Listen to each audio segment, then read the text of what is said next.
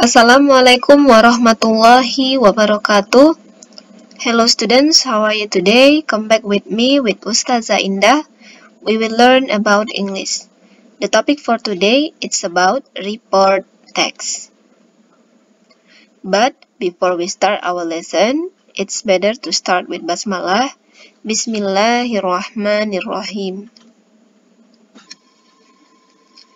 Nah, report text.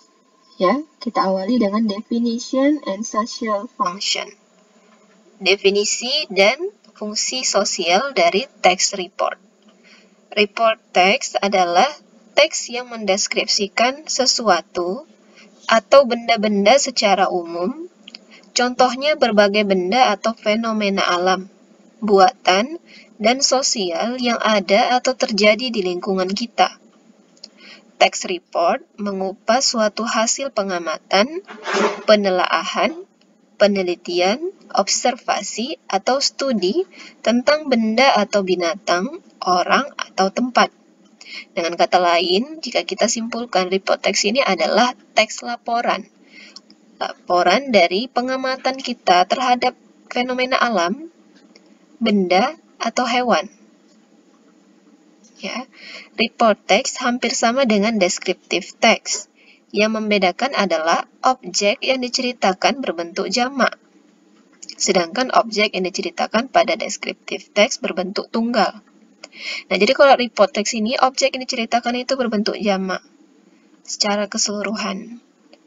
Ya, contohnya gajah dengan lingkungannya, sifat gajah terhadap manusia, dan lain-lainnya.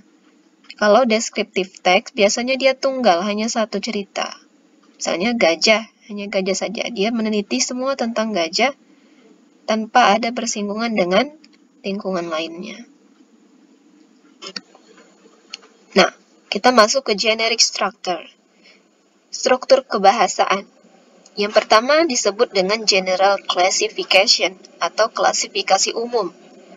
Nah, di sini bagian ini di sini adalah bagian pengantar tentang sesuatu atau fenomena yang akan dibahas di kalimat paragraf pembuka. Nah, bagian kedua disebut dengan description atau deskripsi. Nah, pada bagian ini diterangkanlah sesuatu atau fenomena yang dibahas, meliputi bagian-bagian, kualitas, dan perilakunya. Ciri-ciri dari report text. Yang pertama, report text menggunakan pola kalimat simple present tense. Yang kedua, menggunakan kata benda umum atau general nouns. Nah, sebelum itu saja jelaskan ya kenapa menggunakan simple present tense. Karena salah satu fungsi dari simple present tense ini adalah untuk mengungkapkan suatu fakta. Ya, fakta, maka digunakanlah simple present tense. Yang kedua, disebut dengan general nouns adalah kata benda umum, contohnya kakinya yang panjang, lehernya yang panjang. Ya, jadi dia deskripsi kata benda. Oke. Yang ketiga adalah menggunakan kata kerja yang saling berhubungan atau relating verbs. Yang keempat, terdiri dari sebuah objek ditambah objek tentang alam lainnya. Nah, misalnya ceritanya tentang gajah. Nah, di cerita pada gajah ini bisa juga bersinggungan dengan sifat gajah pada alam sekitarnya atau sifat gajah pada hewan lainnya. Ya, jadi tidak melulu berfokus pada si objek yang satu, tapi bisa ke berbagai arah yang masih berhubungan. Oke. Nah, berikut ini adalah contoh dari report text. Nah, judul besarnya adalah elephant.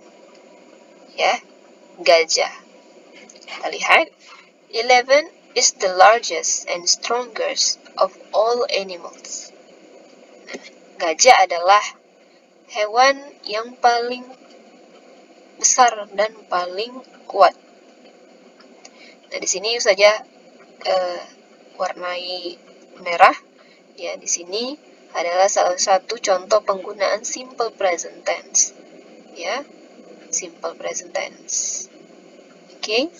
It is a strange looking animal, it has thick legs, huge side and backs, large hanging ears, a small tail, little eyes, long white tusk, and above all, 11 has a long nose and a trunk. Oke, di sini juga Ustazah garis buat warna merah. Di sini menjelaskan tentang general nouns atau kata benda umum.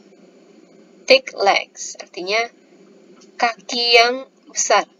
Huge sides and back, badan yang besar, punggung yang besar.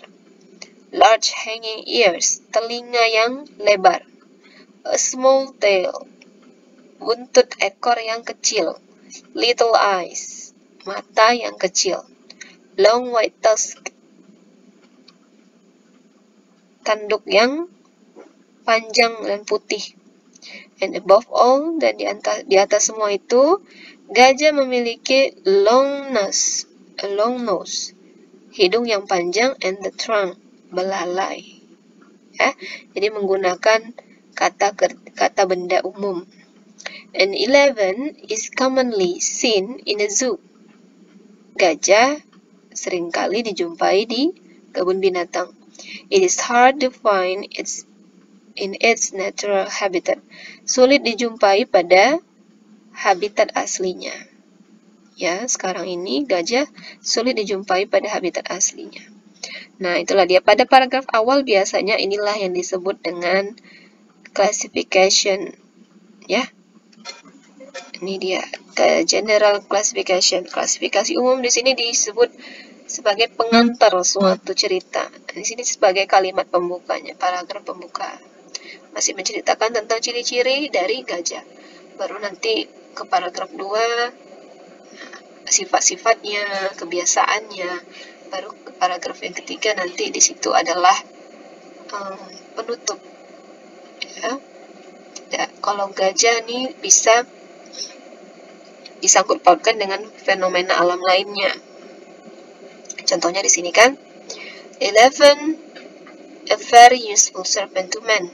Gajah adalah hewan yang sangat berguna untuk manusia. Nah, jadi dia hubungkan ke manusia. 11 can be trained to serve in various ways, such as carry heavy loads, hunt for tigers, and even fight. Gajah dapat dilatih untuk digunakan dalam berbagai macam kegiatan, seperti membawa barang-barang yang berat, berburu harimau, dan bahkan bertarung. And 11 is really a smart animal. Gajah adalah binatang yang sangat pintar. Nah, itu dia ya. Itu adalah contoh dari report text yang Ustazah jelaskan. Semoga kamu paham yang Ustazah jelaskan hari ini. Jika ada pertanyaan, segera hubungi Ustazah. Thank you for your attention. Wassalamualaikum warahmatullahi wabarakatuh.